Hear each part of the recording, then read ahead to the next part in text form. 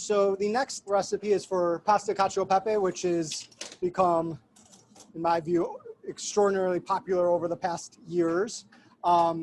Very simple dish, originally from Rome, using spaghetti or tonnarelli pasta. So a longer, thinner shaped pasta is great.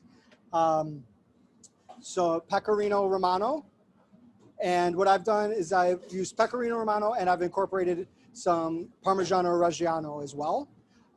Black pepper, a little bit of olive oil, and you're going to use some of the pasta water that you cook the pasta in. I have the water boiling now, so I'm going to go ahead and cook this pasta for about 9 minutes. I'm sorry, for 8 minutes. The recommended cooking time on the pasta was 9 minutes, so I'm going to cook it for about a minute less than the recommended cooking time, because I want to be able to finish cooking the pasta in the sauce to finish the coating of the pasta and bringing all the ingredients together. There's just a few ingredients, so there's a lot of room for error, but again, it's easily done and adjusted accordingly. It can be a perfect dish. So I have a large enough saute pan for all of the pasta sauce, which again is just black pepper,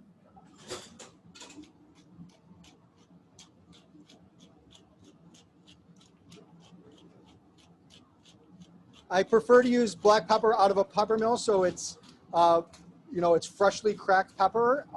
It's much more fragrant, and it is a by far superior product than buying already milled black pepper. So you're gonna need a lot more than you might think. So I would say this is maybe about a tablespoon of just crushed black pepper.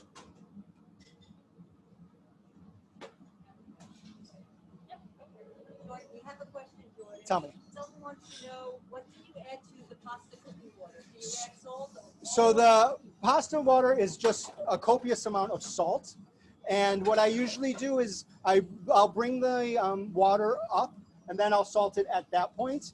You need to be very mindful if you cook this, if you bring the water up to a boil and salt it and let it reduce, the water is going to become much more salty. So bring it up, salt it, and then at that point taste it to see if it needs more salt or less salt. So, and it needs to be very adequately seasoned. You need to cook a lot of salt into the pasta itself. So I'm going to kind of, I guess, essentially slowly toast the black pepper.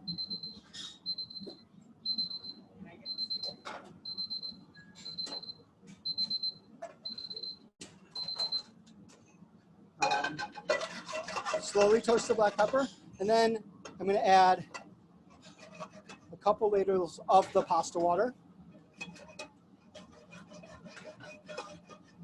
And at this point, I'll add just a little bit of oil. So this is the base of my sauce. Some people add butter.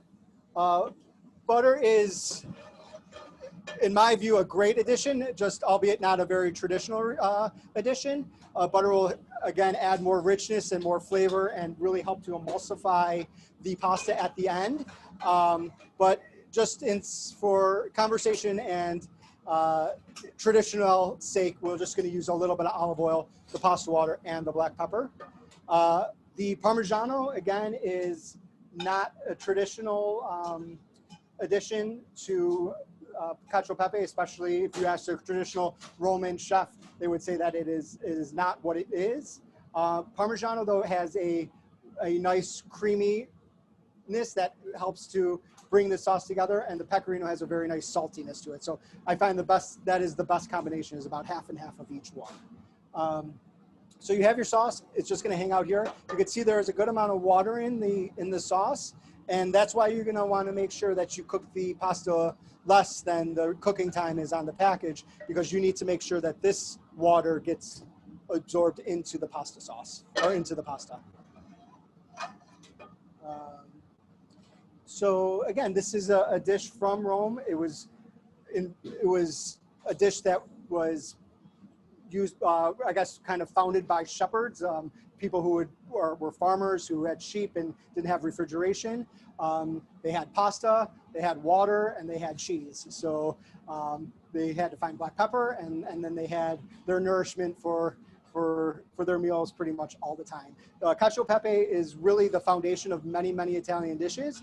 You may have heard of such dishes as amatriciana, which is kind of the same with the addition of guanciale, which is pork jaw and tomato. You have pasta gricia, which is cacio pepe with just guanciale. So there's a whole number of dishes that have come strictly from this pasta carbonara. Has egg, and but is the same foundation. So if you can master this, you can really open yourself up to a wide variety of different pasta dishes that are equally as simple. I have another question. Can you use any shaped pasta? You could.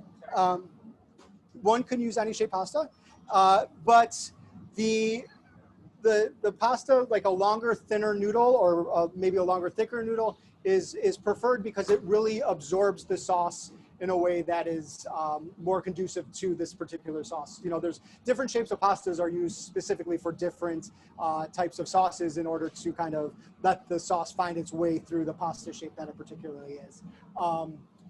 Bucatini is a longer, thicker spaghetti, which you find in parts of northern Italy. Rigatoni is like a thinner tube, or a longer tube. You have penne pasta. So all of them would work, and certainly not going to dictate to people what they should use. But traditionally, it has always been tonnarelli or spaghetti. Sorry, guys. So, another question. What would be a good side dish to have with cacio pepe? What would you recommend as a next The pasta course, especially in Italy, is the course unto itself. So a pasta it goes to itself as part of the meal. So really nothing I would recommend, but maybe having an entree after your pasta course with some vegetables or contorni side dishes, and let the pasta just be the pasta dish. Sure. We have a couple minutes. What makes the sauce creamy? When traditionally don't add butter. Sure. So the cheese, and then also there's so much gluten inside of pasta, so that will naturally thicken the sauce as well. So that kind of adds, I don't know if you want to say a creaminess, but it adds the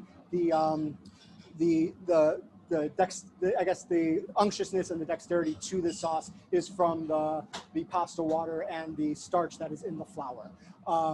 So if you try to do something with gluten-free pasta, it becomes a little bit more challenging because you don't have the gluten inside of the pasta to help make it thick. So you might have had spaghetti with tomato sauce with regular pasta or with gluten-free pasta, and when you're eating it, the sauce is kind of falling off and not part of the dish. It's because there's nothing really binding the pasta and the sauce together.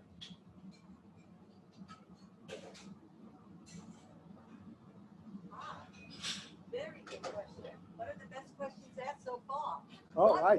What wine do you recommend to serve with the panzanella and the cacio pepe? What? I think for me, like the panzanella with some very nice kind of like refreshing crisp rosé. And for cacio pepe, I don't know. I think that it could really go both ways in terms of a red or like a light red or kind of a more full-bodied white. The pepper is, and the cheese, they're very prevalent. So something that is going to be able to hold up to those dishes. So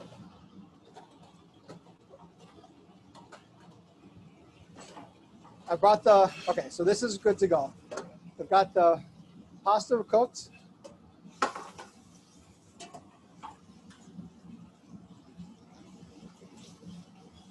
I'm going to turn down the heat a little bit.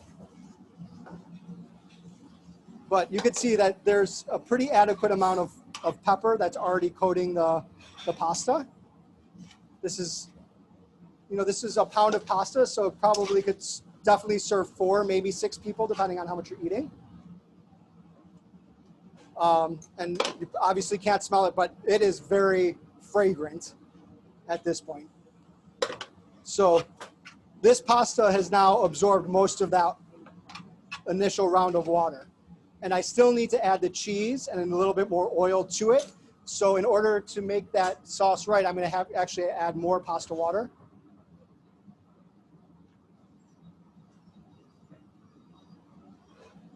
And with this dish, when it's finally complete, I'm going to let the sauce be a little bit looser than you might want it to be, just because it's going to sit and it's going to absorb a lot of the butter. I'm sorry, a lot of the cheese and the oil once it cools. So you don't want it to become a big gelatinous ball. So if it's a little bit sauce once it goes on the plate, that's almost better. You know, kind of a saying is perfectly cooked in the pot is going to be overcooked on the plate. So again, I could just tell that I'm going to need more water because I'm going to add a pretty good amount of cheese to this. We have another question. Okay. Did you use another cheese other than pecorino? Sure. You can use parmigiano. You know, if you start to use some other cheeses, they're really going to kind of change the entire profile of the dish. And if you use, in my view, if you use too much parmigiano, it kind of starts to overwhelm it. So again, I think that the pecorino is used because of the reasons that it really does make the dish so great. So you guys can see here, there's a pretty good amount of water. I'm turning the heat up. I'm going to just kind of start to mix this. And then I'm going to bring this back up to a boil.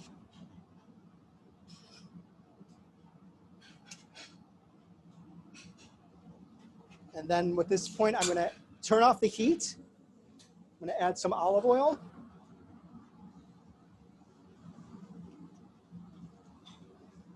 And when I say some olive oil, I mean some olive oil.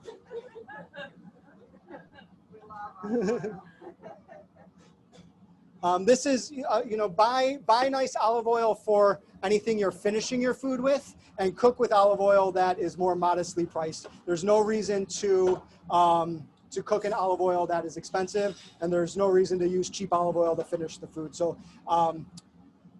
have 2 olive oils, ready to go. So here, I'm going to just slowly add the cheese. And you can see that the sauce is really starting to come together, and I want it off the heat so the cheese doesn't start to curdle. And the cheese will slowly start to thicken. Did you get that? This is the real cue. No editing. So you can see that the sauce is now emulsified.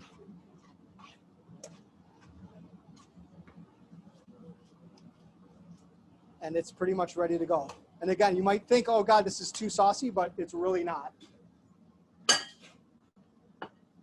have a question. If someone isn't as talented as you with the flipping, how do they Just stir it like this. If you're in Italy, they do Cacio Pepe tableside, and they do it in a bowl, and the server comes out, and they just mix it in a bowl. And it's fine. As long as the pasta is hot, the cheese will emulsify into it. So then I'm going to finish it with some more cheese on top. And some additional black pepper. And then Cacio Pepe.